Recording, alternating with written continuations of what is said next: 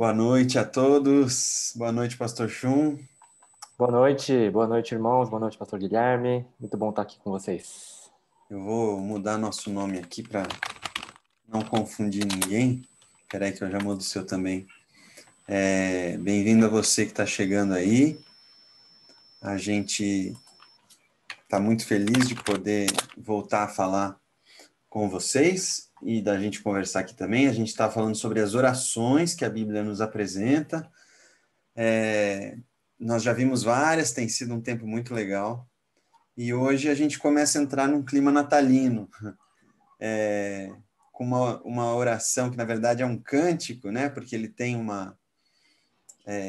tem um ritmo, uma forma poética que dá a entender que ele foi cantado ou que ele foi conservado de forma a ser cantado no futuro. E virou realmente tema de muitas músicas, muitas obras maravilhosas, que é o Cântico de Maria.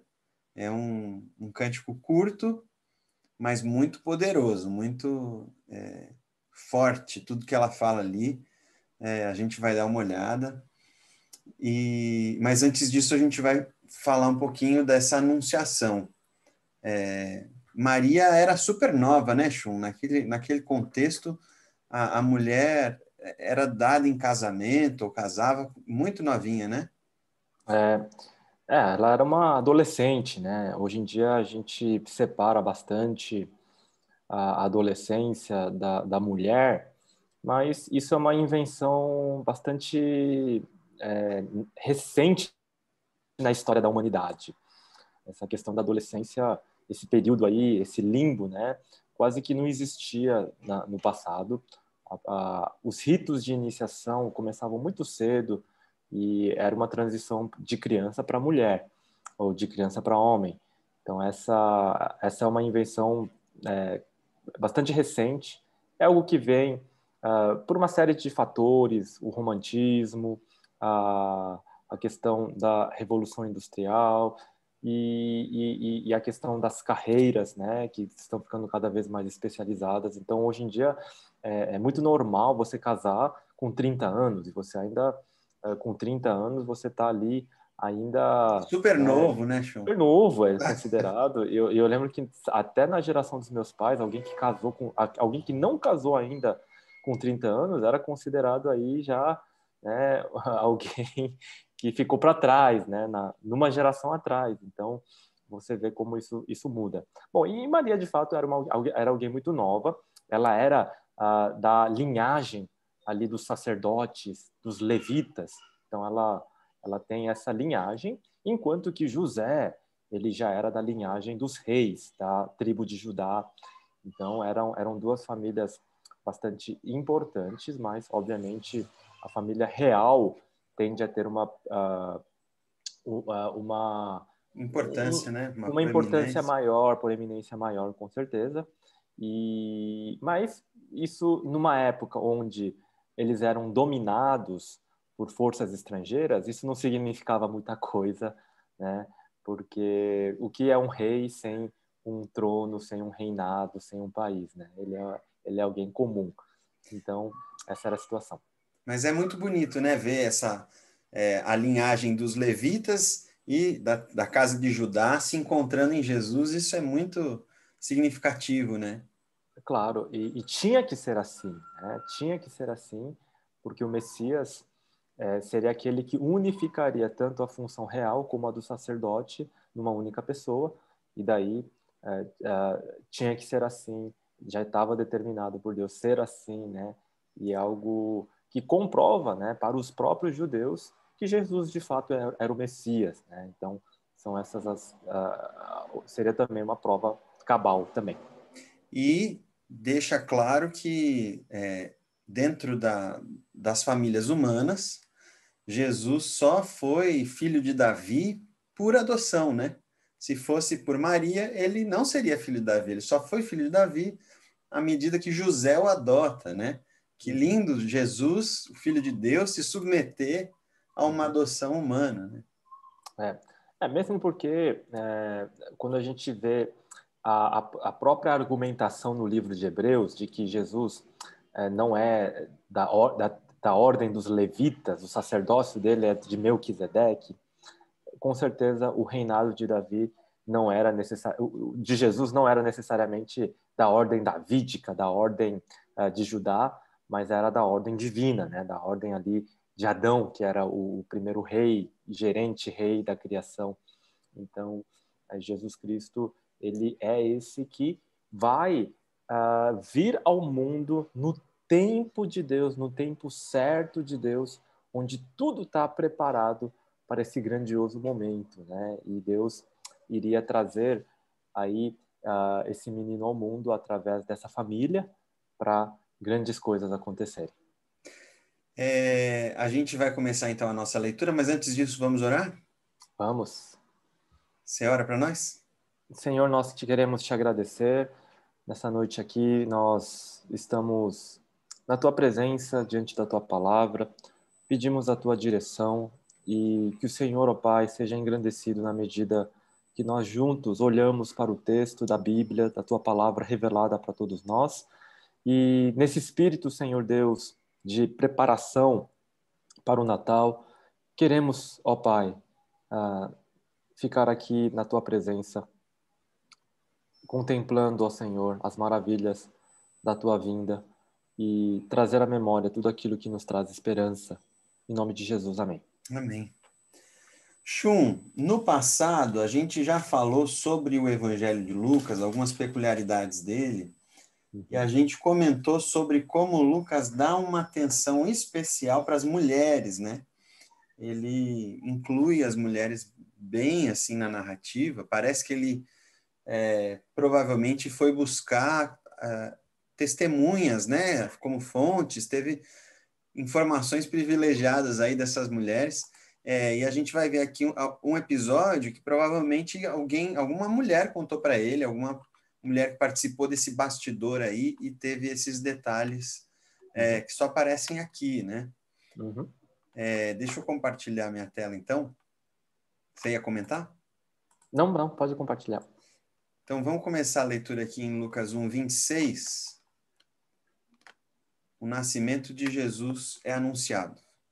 Então, no 6º mês, o anjo Gabriel foi enviado por Deus a uma cidade da Galileia, chamada Nazaré, a uma virgem que estava comprometida a casar com um homem da casa de Davi, cujo nome era José. A virgem se chamava Maria. E aproximando-se dela, o anjo disse: Salve, agraciada, o Senhor está com você. Ela, porém, ao ouvir esta palavra, perturbou-se muito e pôs-se a pensar no que poderia significar esta saudação. Mas o anjo lhe disse: Não tenha medo, Maria, porque você foi abençoada por Deus. Você ficará grávida e dará à luz um filho, a quem chamará pelo nome de Jesus. Este será grande e será chamado Filho do Altíssimo. Deus, o Senhor, lhe dará o trono de Davi, seu pai. Ele reinará para sempre sobre a casa de Jacó, e o seu reinado não terá fim. Então Maria disse ao anjo: Como será isso, se eu nunca tive relações com homem algum? O anjo respondeu: O Espírito Santo virá sobre você. O Espírito Santo virá sobre você, e o poder do Altíssimo a envolverá com a sua sombra. Por isso também o ente santo que há de nascer será chamado Filho de Deus. Isabel, sua parenta, igualmente está grávida, apesar de sua idade avançada, sendo este já o 6º mês de gestação para aquela que diziam ser estéril, porque para Deus não há nada impossível. Então Maria disse: Aqui está a serva do Senhor, que aconteça comigo conforme a sua palavra. Então o anjo foi embora. Muito bem. Chum. Uau, se você olha para a narrativa, né, havia num tempo uma virgem e um anjo veio anunciar algo grandioso, e essa narrativa tem algo épico acontecendo, tem algo de lendário, tem algo mítico aí, alguma coisa que quer enaltecer um grande herói. porque era essa maneira e era essa construção muito parecida que os grandes poetas romanos enalteciam o anúncio do nascimento de um grande imperador e esse novo bebê que viria ao mundo, marcado aí por coisas sobrenaturais, né? Ou era um anjo, ou era um alinhamento das estrelas, algo sobrenatural acontece que então esse menino vem ao mundo, esse imperador traria uma nova era de um reinado de paz, de prosperidade, tranquilidade. Então essa era a propaganda muitas vezes feita pelos propagandistas e poetas romanos, né? E de alguma maneira o texto aqui de Lucas tem algo muito parecido, né? Então ele é um tanto familiar, mas vejam só, todos aqueles imperadores romanos anunciados dessa maneira eram construções, né? Poéticas, com todas as suas licenças, eram escritores de novela, se a gente trouxesse para os nossos dias, que fariam aí um conto de fadas para contar algo. Publicitário, marqueteiros, né? Exatamente, eles tendem a embelezar e colocar esse aspecto lendário. Sendo que aqui no caso de Jesus é algo histórico, né? É algo que de fato aconteceu, você tem as testemunhas oculares, e no caso de Maria, provavelmente a fonte com quem Lucas conversou para ter essas informações todas. Então as frases são confiáveis, é a exatidão das palavras que o anjo falou foram aqui descritas.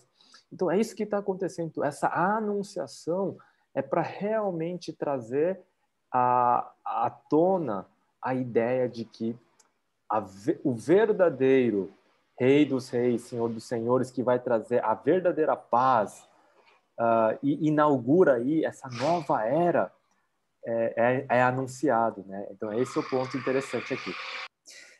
Eu acho que o que fica claro é que, assim, existe no nosso coração esse desejo por um conto de fadas, né? Que até hoje a gente continua produzindo, né? A indústria cinematográfica, todo mundo deseja ocupar esse espaço no coração humano pelo fantástico, pelo que é mágico, né?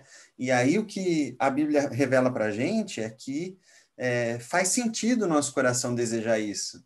A gente foi desenhado para desejar o mágico, o fantástico, porque de fato a história de Jesus é muito fantástica. O que a gente precisa é abandonar as fantasias que são produzidas, criadas pelo ser humano, e abraçar com todo o nosso coração essa história fantástica que é a história do nascimento de Jesus. Então, Deus fez a gente com esse desejo, e Ele próprio atende esse desejo, entrando na história de maneira tão sobrenatural, né? Exatamente. Então, a gente tem um anjo falando com Maria, Maria se assusta, porque parece que todo mundo que vê um anjo leva um susto enorme, né? Ele fala para ela não se assustar, e ele faz algumas promessas muito grandes, né, Chum? Ele não está fazendo nada pequeno, não. É Jesus. Então ele vai falar: olha, o menino que vai nascer, ele vai ser rei, vai sentar no trono de Davi, seu pai, vai reinar sobre a casa de Jacó. O seu reinado não terá fim.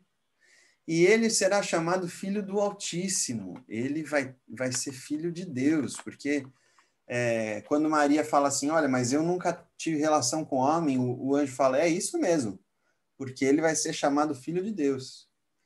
E o anjo dá para ela essa notícia estranha, que parece que ninguém sabia, mesmo Maria sendo parente da Isabel, ela não sabia que Isabel estava grávida, e já no 6º mês. Porque era uma coisa absolutamente fantástica também. Isabel não tinha nenhuma condição de estar grávida, mas estava. Então parece, Chum, confirma aí se eu estou falando bobagem. Parece que o anjo dá para Maria esse anúncio que é muito difícil de acreditar. Uhum. E para completar, ele dá uma coisa tão difícil quanto para acreditar, que é essa notícia. Olha, inclusive, a Isabel, tua parenta, está grávida também do 6º mês. Uhum. mas que é uma coisa palpável, né? Tanto que a gente vai ler em seguida que Maria sai correndo para ver Isabel, porque Uhum. seria uma forma também de validar aquilo que ia acontecer com ela, aquilo que aconteceu com ela, né? Uhum. Não, na Bíblia, esse tema da dificuldade de algumas mulheres engravidarem e engravidarem miraculosamente já com idade avançada, o caso de Sara, o caso de Rebeca, e agora também nós temos o anúncio da Isabel, né? Isabel e Zacarias já eram de avançada idade, eles não tinham filhos, já haviam desistido da ideia de terem filhos. E nós vemos aqui também que o nascimento de João Batista foi algo miraculoso em um certo sentido, e da mesma maneira como Isaac, né, nasceu e os gêmeos também. Então, há um certo paralelo acontecendo nesse sentido de que quando Deus está para fazer algo grandioso, ele faz com que Deus realmente seja o protagonista, né? E esse protagonismo começa ali na gravidez de pessoas que estão já em idade avançada. E isso já tem paralelos na história de Israel. Agora, uma virgem engravidar, esse era um aspecto interessante porque isso nunca tinha acontecido na história, né? É assim como o milagre de você curar um cego. No Antigo Testamento, então, não havia histórico de que alguém tinha sido curado sendo um cego. E nas profecias dizia que somente o Messias seria capaz aí de levantar e curar a cegueira, né, literalmente falando. Então, por isso que o Evangelho de João coloca esse milagre como tão importante, tão destacado, da cura do cego.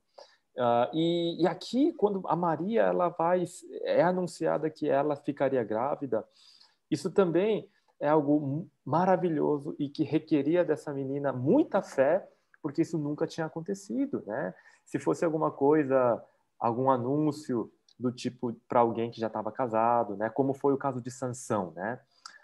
Os pais de Sansão também recebem a visita de um anjo, e esse anjo fala coisas muito parecidas com o anúncio do nascimento de Jesus, né?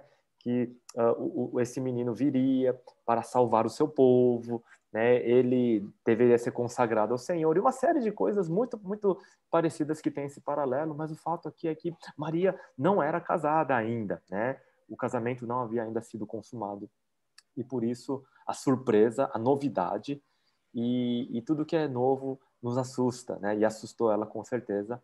Mas lá no profeta Isaías já dizia que a moça, a virgem, né, daria à luz um filho, e ele seria chamado Emanuel. Então, o próprio Evangelho de Mateus traz a citação desse texto, linkando com essa profecia. Mas, de fato, quando você está numa perspectiva naquele tempo, naquele contexto histórico, e você recebe uma notícia dessas, é realmente para ficar assustado. Mas a resposta dela foi a melhor possível, né, Chum? A gente vê e tem como um exemplo muito rico essa resposta dela de falar, olha, que se cumpra em mim conforme a sua palavra, é uma disposição absoluta, né? Eis aqui a serva do Senhor, Uhum. e que aconteça comigo conforme a sua palavra. Essa talvez seja a melhor oração que algum cristão pode fazer para Deus em É. qualquer circunstância da vida, né? Uhum. Uhum. O padrão na Bíblia é que quando um anjo ou Deus mesmo aparece para alguém e fala, olha, eu quero que você faça isso, essa é a sua missão, todo mundo dava uma desculpa, né? Eu não sei falar, eu sou uma criança, uma série de desculpas. Todo mundo falava uma desculpa até que Deus ia convencer a pessoa e aí finalmente, né, ele aceitava. No caso de Maria, não, ela aceita prontamente a missão que Deus tinha para ela, aquilo que ela deveria fazer, e não era nada fácil, né? Ela poderia, isso era arriscado, uma moça ainda prometida em casamento, que ficou grávida, ainda solteira. Isso naquela época já era um grande escândalo, né? Isso era passível de apedrejamento se fosse levado as últimas consequências. Mas ela é obediente aqui, isso é maravilhoso. Vamos ver então como é que a história segue. O anjo foi embora, Maria se aprontou e foi depressa à região montanhosa, a uma cidade de Judá. Entrou na casa de Zacarias e saudou Isabel. Quando Isabel ouviu a saudação de Maria, a criança lhe estremeceu no ventre. Então Isabel ficou cheia do Espírito Santo e exclamou em alta voz: Bendita é você entre as mulheres, e bendito o fruto do seu ventre. E que grande honra é para mim receber a visita da mãe do meu Senhor. Pois logo que me chegou aos ouvidos a voz da saudação que você fez, a criança estremeceu de alegria dentro de mim. Bem-aventurada a que creu, porque serão cumpridas as palavras que lhe foram ditas da parte do Senhor. Chum, aqui ninguém tinha avisado nada para Isabel. Maria não tinha tido tempo de dar notícia de nada. E a hora que ela saúda a Isabel, a criança se estremece no ventre dela, ela fica cheia do Espírito Santo e fala essas palavras super, super fortes, né? O Evangelho de Lucas ele está intimamente conectado com o livro de Atos. Os dois livros eles são uma continuidade, é o volume 1 e o volume 2. E o livro de Atos nós sabemos que na verdade, alguns autores dizem que o livro de Atos deveria ser chamado o livro de Atos do Espírito Santo, né? E não dos apóstolos, porque parece que o protagonista ali da história é o Espírito Santo usando os apóstolos, né? E no início, então, logo você vê no livro de Atos a proeminência do papel do Espírito Santo aparecendo. E não poderia ser diferente com o livro de Atos, do Evangelho de Lucas, desculpe.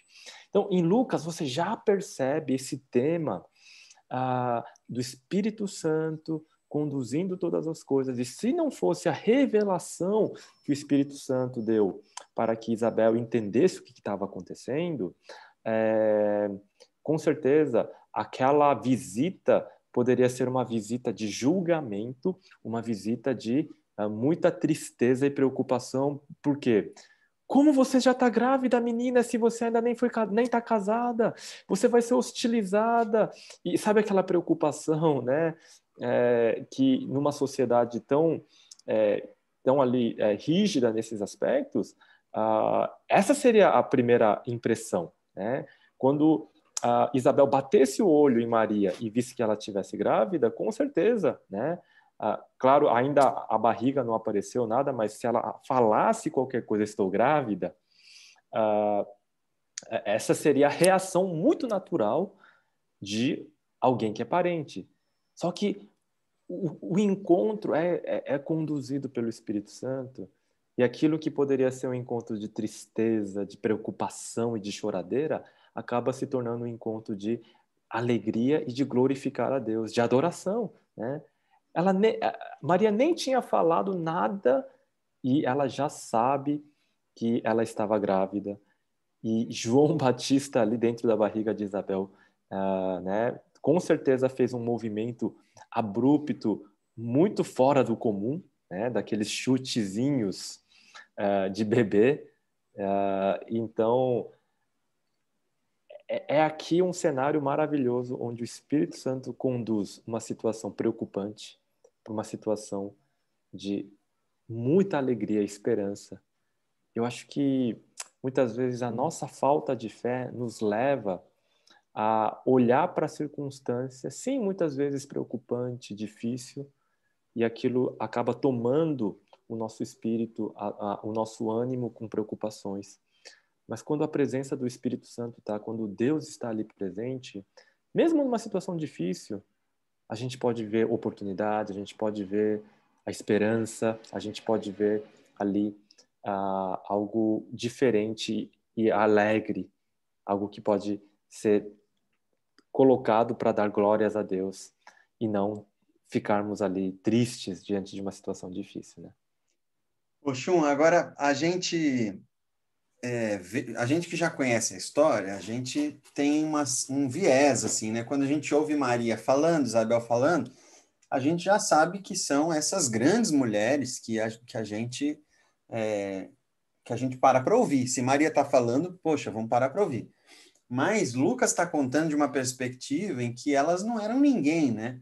A palavra delas não valia nada. E o que a gente está vendo, justamente, a gente não leu aqui, mas o primeiro a ouvir alguma coisa nesse sentido foi Zacarias, e que duvidou, né?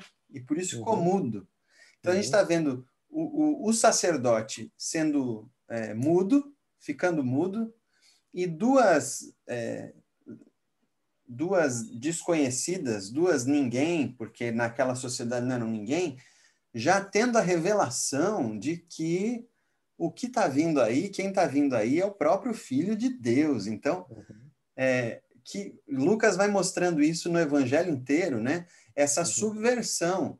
Quem não é ninguém está descobrindo as coisas antes de todo mundo. E quem era para ser importante, era para entender das coisas, está completamente confuso, né? Tem Uhum. o mundo virou de cabeça para baixo. E essa inversão, onde os samaritanos são colocados num lugar de proeminência, onde os pecadores, os publicanos, as prostitutas, e no caso das mulheres, o mundo sempre foi, o termo machista é um negócio muito novo também, né? Mas no caso, as mulheres nunca tiveram a mesma voz que os homens, a mesma importância, né, que os homens, famílias quando viam que nasceu uma menina na família, não eram recebidas com a mesma alegria que quando nascia um menino, por exemplo, né? E isso está nos valores, não só na cultura judaica ali do primeiro século, mas isso é comum em vários lugares, na África, na Ásia mesmo, no Oriente. Então, o mundo tem um pouco desse preconceito, vamos dizer assim, mas a marca de que essa nova era, com a vinda de Jesus, era inaugurada, é justamente essa questão de você colocar o devido valor das mulheres, de uma vida também, no seu devido lugar, colocando valor, colocando a preciosidade da vida de cada mulher também, né? Então, você coloca ali numa posição de igualdade tanto o valor da vida das mulheres, né, e dos homens numa mesma posição. Isso é o quê?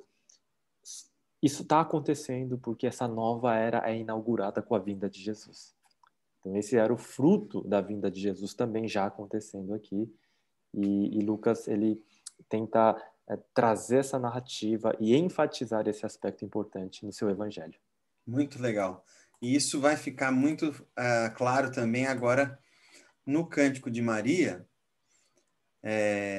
Então, por duas vezes aqui, a Isabel chama Maria de bendita ou bem-aventurada. E Maria, então, diz o seguinte: o texto fala que ela disse, né? Mas como ele é organizado em poema, em poesia, a gente entende que é um cântico.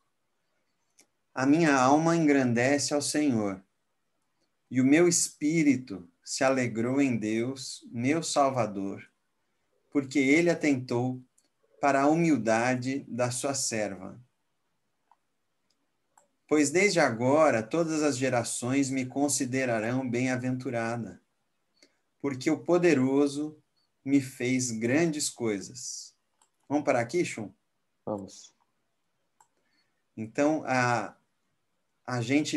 eu gosto muito de música clássica, né? Tem muitas obras que foram feitas em cima desse cântico. Eles se chamam normalmente Magnificat, que é a primeira palavra dessa oração aqui, dessa canção no latim. É muito bonito esse paralelo que ela usa, né? Que a minha alma e o meu espírito. Uhum. Parece que a vontade de Maria é falar assim, olha, tudo que há em mim, se tiver duas partes em mim, se tiver alma e espírito, as duas estão louvando. Minha alma está engrandecendo, meu espírito está se alegrando ao Senhor, a Deus, meu Salvador. o tema da salvação vai ficando cada vez mais claro, e recuperando muitos ecos do Antigo Testamento, né, Chum? A gente vai ver mais para frente como parece que o coração de Maria estava cheio de salmos e ela faz uma combinação desses temas numa oração nova, né? Uhum. O louvor aqui de Maria, ela se confunde um pouco com a questão de uma oração, né? Porque de tempos em tempos, até nos Salmos, né? O que podemos diferenciar entre um louvor e uma oração nos Salmos, por exemplo, também, né? É difícil, porque quando a nossa alma engrandece o Senhor, está ali alegre no Senhor, essa é uma reação um tanto espiritual que surge do fundo do nosso coração, do fundo do nosso ser, para engrandecer a Deus. E essa poesia e essa maneira como Maria vai usar as suas palavras e olha só, ela usa ali fazendo referência aos salmos ali, muitas palavras, muitos verbos, muitas frases são familiares.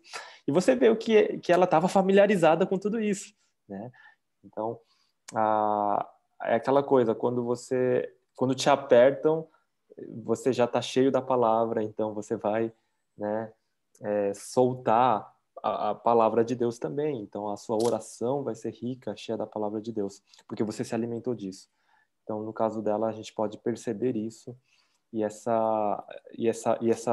esse magnificar dela, esse louvor de adoração a Deus, era também eu vejo também algo como aquele grande alívio, né, daquela confirmação onde a sua prima, alguém mais velha, alguém que o Zacarias, ele era um dos grandes sacerdotes que performavam ali, né, dentro do templo. Então, essa prima mais velha, cheia do Espírito Santo, confirma a grandiosidade do que estava acontecendo. Então, até então ela estava sozinha, né? Não sabemos se ela foi falar com outra pessoa, se ela se abriu com a sua mãe, com alguém, mas imagina alguém totalmente sozinho e numa situação inesperada, né? Numa situação nova, completamente nova. E aí? E a beleza da caminhada cristã é quando a gente vai junto, né? Quando nós estamos sós na caminhada cristã, as dúvidas podem vir, né?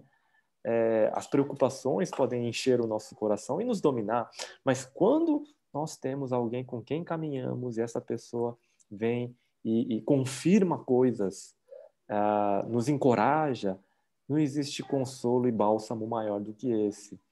Então, quando a Isabel fala aquelas palavras, como reação imediata, você consegue quase que sentir um ufa dela, mas ao mesmo tempo, esse ufa de alívio dela, pelo encorajamento recebido, acaba se tornando um grande louvor de adoração a Deus naquela circunstância, nova, desconhecida, inédita. E olha só, eu e vocês temos o poder para encorajar pessoas, encorajar irmãos que se encontram em situações difíceis, desanimados. E isso é algo maravilhoso, né? Que Deus nos dá esse dom, porque Ele prometeu que Ele colocaria nas nossas bocas as palavras, né? Para encorajarmos, para evangelizarmos. E o Espírito falaria através de nós. E foi o caso aqui de Isabel, e que pode ser o nosso caso também, quando Deus nos usa para encorajarmos pessoas. Isso é algo reconfortante, isso é algo maravilhoso. Isso é algo que existe esse potencial em cada um de nós, em cada crente tem esse potencial de ser usado pelo Espírito Santo para encorajar, e esse encorajamento pode produzir um louvor como esse. É verdade. Ontem veio uma amiga aqui em casa jantar com a gente e abriu o coração e eu não tinha ideia do que falar. E enquanto ela falava, eu só pedia, Senhor, me dá discernimento, dirija a nossa conversa. Enquanto a gente jantava, as coisas foram entrando no lugar e novos caminhos se abriram. Foi muito especial, é sempre muito especial quando 2 ou 3 estão reunidos, né? Eu acho muito lindo também, Chum, o fato de que Maria vai fazer essa oração a partir dela mesma. pode parecer, às vezes, quando a gente olha com maus olhos, pode parecer, nossa, que menina orgulhosa. Agora todo mundo vai dizer que eu sou bem-aventurado. Desde agora, todas as gerações me considerarão bem-aventurado. Pode parecer muito pretensiosa, mas começa aqui um movimento que é um dos grandes movimentos do cristianismo, da revelação de Deus, que é a encarnação, né? Cristo encarnado vai mudar tudo na história da humanidade. Mas isso já começa a acontecer aqui com Maria, porque ela está falando do que está acontecendo com ela. E é só com ela que está acontecendo mesmo. Ela só pode narrar essa história a partir da perspectiva dela. Uhum. E é lindo como ela, de tudo que ela está experimentando, de tudo que ela está vivendo, ela está um pouco em choque, né? Um pouco fora de órbita com essa novidade linda que está acontecendo com ela, né? A gente pode, assim, supor, né, uma suposição, não dá para dizer com certeza, que o que a Maria estava sentindo e vivenciando naquele momento, talvez, fosse aquele sentimento, por exemplo, dos pais de Sansão, do próprio rei, de algum rei de Israel, né, que viu ali um príncipe nascendo. Ou seja, aquela expectativa de que aquela criança seria alguém como um dos grandes heróis do passado no Antigo Testamento. Então, a Maria não tinha noção, talvez, né, de novo, é uma suposição, não dá para dizer com certeza, mas talvez Maria não soubesse que era o Messias, né, a encarnação acontecendo. Você vai resetar a história e começar do zero a contagem, ano primeiro, ano segundo, e nós estamos no ano 2020 por causa desse motivo, né? Então, talvez ela, e aí é uma suposição mais uma vez, talvez ela não soubesse a dimensão, talvez essa alegria dela de que ela seria lembrada por todas as gerações seria como assim como a mãe de Moisés, que escondeu Moisés ali no ato de fé naquele cesto, foi lembrada e é cantada de geração em geração, e talvez a Maria pensasse assim, né, de que o filho, né, que nascesse ali seria talvez um Josué, talvez um Davi, talvez alguém grandioso, como alguém no passado, e talvez ela não imaginasse que seria o próprio Messias, né? Mas o fato de ser um nascimento virginal, isso já era um indicativo que era uma coisa totalmente, completamente diferente, o que estava para acontecer. E é Deus incluindo ela na história, né? Deus incluindo Maria, essa jovenzinha, no seu agir na história, né? Deus não precisaria de ninguém, mas ele decide entrelaçar as nossas histórias pessoais, as nossas vidas no meio dessa história da salvação. Uhum. Vamos continuar aqui na oração dele. Então, eu acho lindo também Maria chamar Deus de meu Salvador, né? Ela está se vendo participante, mas também sendo salva junto, né? Esse é o versículo para os católicos, né? Maria precisa de salvação. Então, Maria não salva. Maria também precisou de salvação, né? Exato. Pois aí, já li isso, né? Pois desde agora Tá. todas as gerações me considerarão bem-aventurada, porque o poderoso me fez grandes coisas. Santo é o seu nome. Uhum. Isso aparece meio quebrado, né, Chum? É só essa frase assim, pá, santo é o seu nome. Algumas traduções mais antigas dizem, seu nome é sagrado.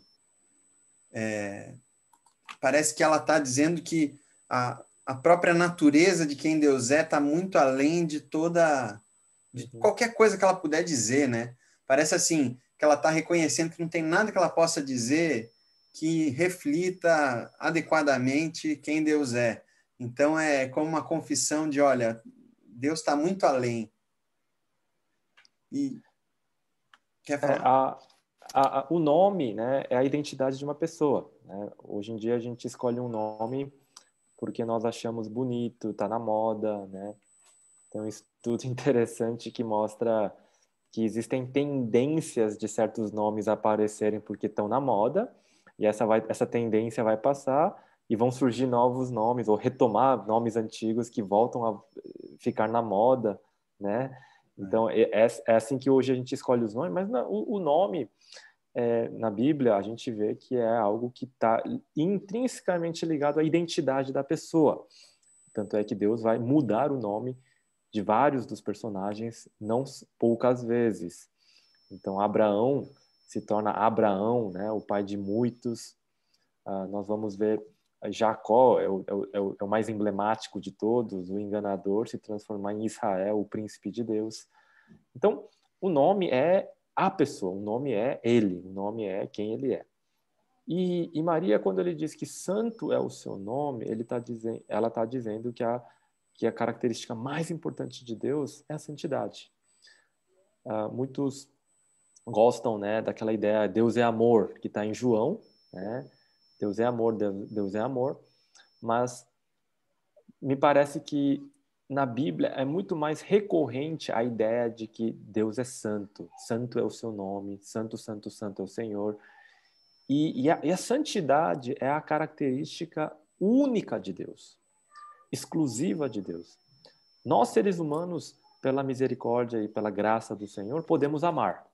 Então, o amor de mãe é uma manifestação do amor de Deus na vida das pessoas. E esse amor só acontece nas nossas vidas porque Deus colocou essa característica nos seres humanos, mas que Ele é o criador dessa característica, desse atributo. Mas a santidade é algo exclusivo de Deus, né? E Ele vai dar a santidade para aqueles que são convertidos, para aqueles que nasceram de novo. Então, de uma certa maneira, quando nesse louvor ela canta a santidade de Deus, e no ventre dela tinha o ente santo, né? O Santíssimo estava ali com ela. Então, o que isso pode significar, né? Ela vai louvar a Deus porque Deus é que santifica. Isso é um ponto muito importante, porque na mídia atual, tudo é assim, né? A solução para todos os problemas está dentro de você. Esse é o discurso. A solução para tudo está dentro de você. E o problema de tudo está lá fora. O problema é o sistema, o problema são os outros, o problema é a injustiça e a solução está dentro de você. Esse é o discurso. Mas aqui não. A solução está fora de você. E a santidade de Deus, é o amor de Deus, é a grandeza, é a pureza de Deus que tem que vir de fora para você. E o problema está onde? Dentro da gente, né? O problema está dentro da gente. Então, é justamente o contrário. E nesse louvor também, Maria está reconhecendo isso, né? Se não fosse por Deus que a santifica, se não fosse por Deus que é santo, nós não seríamos jamais santos como Deus é. Ou seja, nós só podemos conhecer a Deus não quando olhamos para dentro de nós, mas quando de fora para dentro ele vem nos visitar. E é isso que aconteceu com Maria. E por isso esse louvor é para enaltecer a santidade de Deus. Depois dessa afirmação, santo é o seu nome, parece que ela vai justamente para a misericórdia dele, que é o que um Deus santo precisa ter para conviver com gente como a gente, né? Eu li um comentário, Shun, que essa expressão de misericórdia aqui, provavelmente no hebraico ela falou o hesed, né? Aquele amor leal de Deus, que vai, então, eu vou ler o texto em vez de ficar falando. A sua misericórdia vai de geração em geração sobre os que o temem. É essa fidelidade do Senhor que se renova, né? Que vai repactuando o seu amor com as gerações. Agiu com o seu braço valorosamente, dispersou os que no coração alimentavam pensamentos soberbos. Derrubou dos seus tronos os poderosos e exaltou os humildes. Vamos parar aqui? Vamos. São todas citações de salmos, né? Então tem o Salmo 103, 98, vários salmos, né? Então nesses 3 pontinhos aí a gente consegue ver um pouco dessas referências. E olha só, a Maria cantando os salmos, né? Mas olha só, ela está aplicando a palavra para a sua vida, para o seu momento, para o seu contexto. Está fazendo teologia. Exato. E nós, eu acho que a beleza é quando nós não lemos a Bíblia por obrigação ou automaticamente, mas aquilo que nós nos dedicamos para fazer e aquilo vai ficando guardado em algum lugar, na nossa mente, no nosso coração. Em determinados momentos aquilo pode aflorar e Deus pode potencializar, pelo poder do seu Santo Espírito, aquilo que nós guardamos, né? Guardo a tua palavra no meu coração para não pecar contra ti. E aí no momento da tentação, quando a gente é tentado, a gente pode fraquejar. O que vai me dar força para vencer a tentação?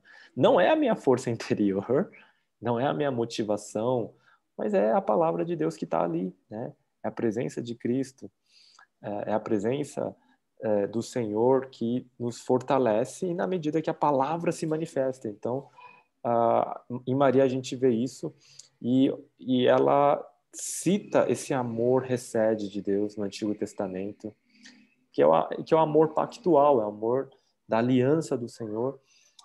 E esse era o motivo das grandes obras de Deus. Por que Jesus veio ao mundo e morre na cruz? Porque Deus prometeu a Abraão, Deus prometeu a Noé, Deus prometeu a Adão que ele cumpriria e viria para salvar, viria para libertar. E é em Jesus que todas aquelas promessas encontram o seu cumprimento. Então, quando Deus fala que daria um substituto para o filho, para Isaac, quando para Noé Deus traria salvação, quando o descendente da mulher esmagaria a cabeça da serpente, promessa para Adão, tudo isso se cumpre em Jesus. Tudo isso é o cumprimento da misericórdia, do amor eterno de Deus se cumprindo aqui.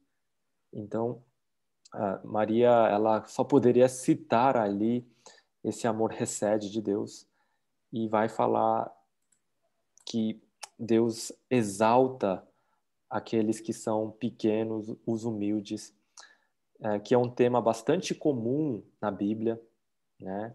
A injustiça humana é algo que faz parte da nossa realidade. E ao exaltar os humildes, né, você tem esse tema da justiça de Deus sendo feita. E Jesus Cristo é o príncipe da paz, aquele que vai trazer o shalom de Deus, a ordem correta para todas as coisas. E ela louva ao Senhor, trazendo na sua memória todos esses salmos que ela tinha no seu coração, e Deus produz esse cântico, essa oração maravilhosa. Eu fico imaginando aqui quando ela diz que Deus dispersou os que no coração alimentavam pensamentos soberbos. Eu fico pensando como se ela tivesse em mente aqui aqueles comentaristas políticos ou os grandes estrategistas que já sabem tudo que vai acontecer, que já dizem quais são os próximos passos e o que vai acontecer semana que vem, o que vai acontecer daqui a 5 anos, e leem os movimentos dos poderosos, e ela está falando assim, gente, não é nada disso. Tá todo mundo olhando para o lugar errado.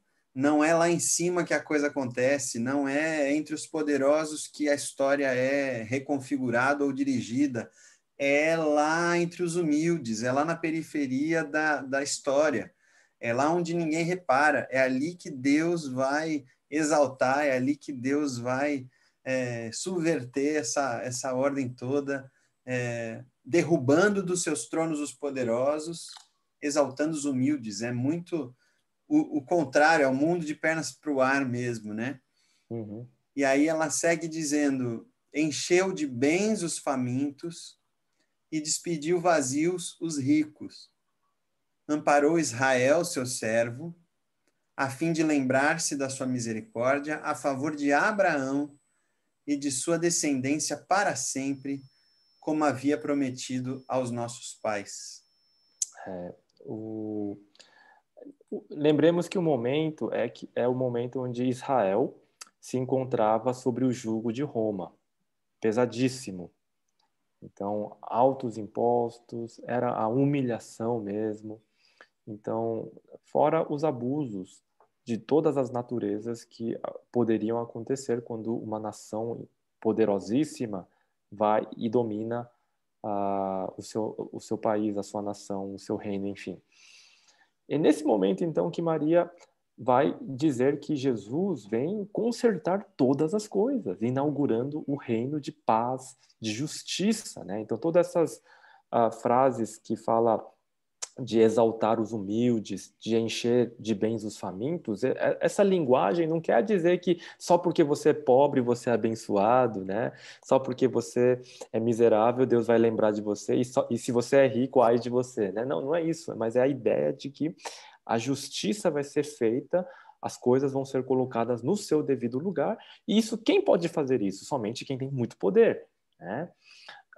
Então, a vinda de Cristo traria a verdadeira justiça. Então, essa é a ideia por detrás todos esses termos aqui. E quando ele lembra, finalmente, que as promessas feitas a Abraão seriam elas cumpridas nesse exato momento, uau, é algo grandioso. E qual grandiosa promessa, né? Claro, é a promessa. A promessa para Abraão era de que ele teria um descendente, e sempre que fala do descendente, não está falando só de Isaac, mas está falando de Jesus, né? Do descendente messiânico, e fala da terra. Então, essa é uma as duas promessas. Vocês habitariam na terra. E Israel estava dominado por Roma. Então, a expectativa também, inclusive, dos discípulos era que Jesus fosse um grande libertador, um grande general que iria expulsar os romanos e dar de volta a terra para eles. Só que os planos de Deus eram muito maiores, porque de fato Deus daria a terra, mas não era a terra ali da Palestina, mas era o mundo todo, na medida que agora seriam cumpridas as promessas dadas a Abraão de que todas as famílias da terra seriam abençoadas na família dele.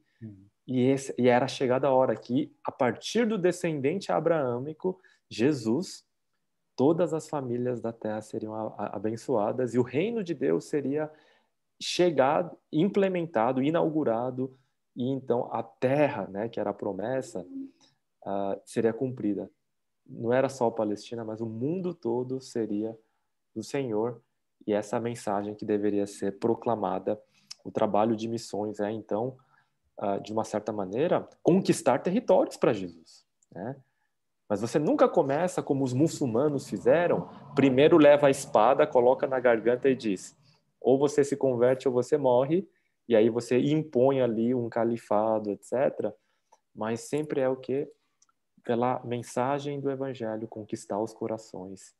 E a partir desses corações conquistados é que aquela região, aquela família e um país inteiro se tornava extensão do reino de Jesus Cristo na Terra, tá? Então, é isso que estava se abrindo aqui e é isso que Maria louva no seu cântico, na sua oração. Então a gente vê uma jovenzinha que não era ninguém, sendo visitada, conhecendo a vontade de Deus para a vida dela, aberta, ela diz que sim, ela aceita, se vulnerabiliza, se abre, ela é inseminada pelo Espírito Santo dentro dela, e aí ela vai ver a sua prima e é confirmada pela sua prima que as duas têm uma visitação do Espírito Santo e entendem algo incrível que ninguém tinha entendido ainda. Elas duas já estavam ali louvando, sabendo o que estava acontecendo, e ela louva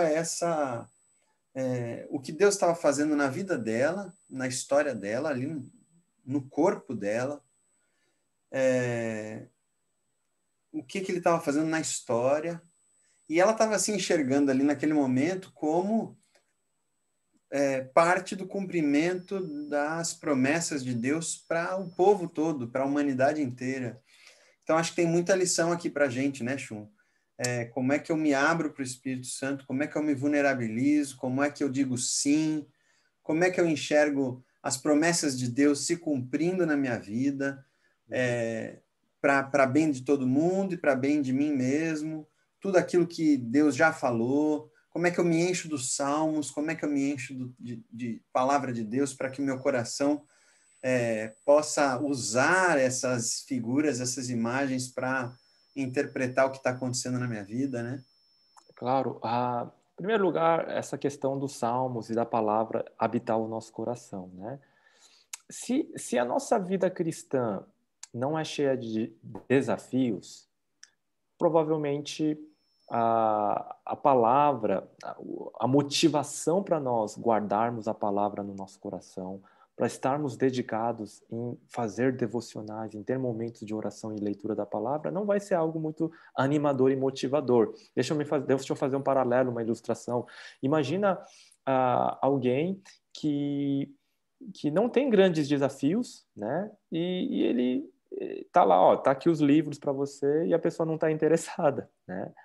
Então ele vai olhar lá, vai dar uma folheada, mas não vai se interessar. Agora, quando você recebe um desafio, olha, agora você vai dar uma aula para pessoas muito gabaritadas e tá aqui o material, e aquilo toma o seu coração num primeiro momento de pavor. Mas aquele pavor, quando ele é encarado, tá bom, eu aceito o desafio e eu vou me mergulhar e eu vou consumir aquilo, me preparar. Não existe melhor pedagogia do que você se preparar para ensinar alguém, certo? Do que você estudar para fazer uma prova. E da mesma maneira, quando a nossa vida cristã é cheia de desafios, eu vou precisar evangelizar alguém, vou me colocar à disposição para que Deus me use num contexto difícil, né? É nesse momento que eu vou perceber, cara, se eu não ler a palavra de Deus, se eu não tiver ali em oração, eu não vou ter armas para enfrentar situações como essas, né?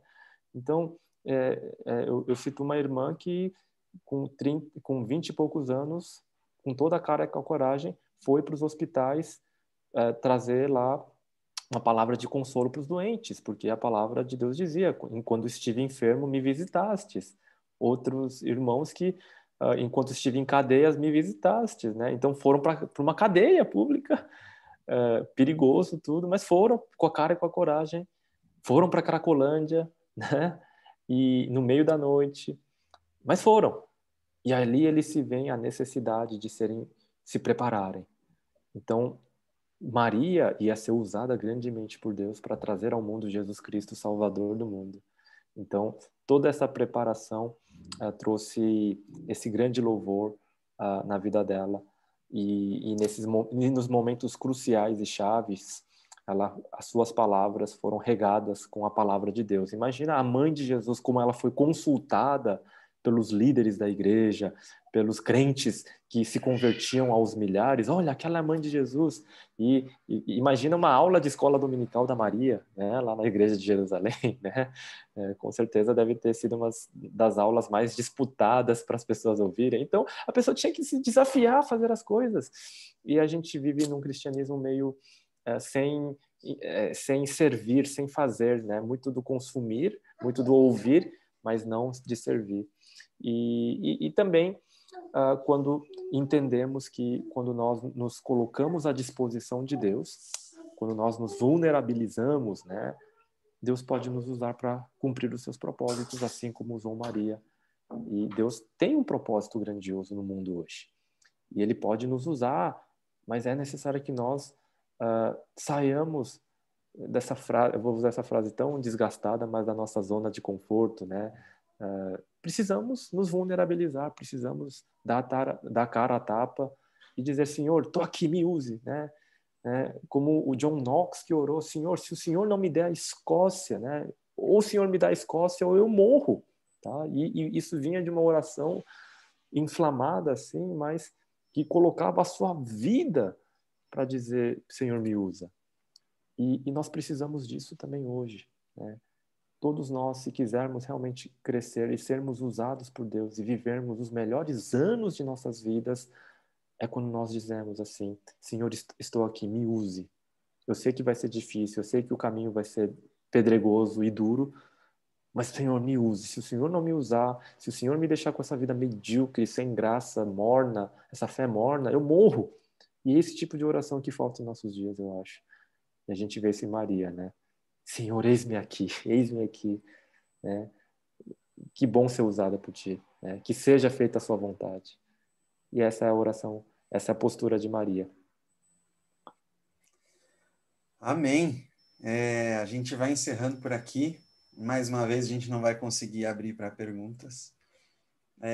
Esperamos que você revisite essa história. Volta aí. Abre aí em Lucas, desde o do primeiro versículo, para lembrar o que aconteceu com Zacarias, por que ele está mudo. Porque depois a gente vai seguir nessa história mais um pouquinho, aproveitando esse tempo em que a igreja toda se prepara para o advento. Vamos revisitar um pouco essas canções, né? Uma época cheia de canções, e essa é uma das mais famosas e realmente tem motivo de ser. Vou orar então para a gente encerrar, Chum. Tá bom. Senhor, eis-nos aqui, usa-nos.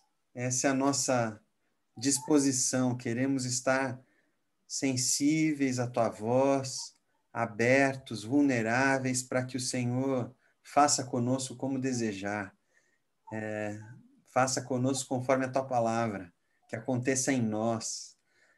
Queremos participar daquilo que o Senhor quer fazer no mundo, queremos participar da tua missão salvadora, e nós só podemos te louvar, como Maria.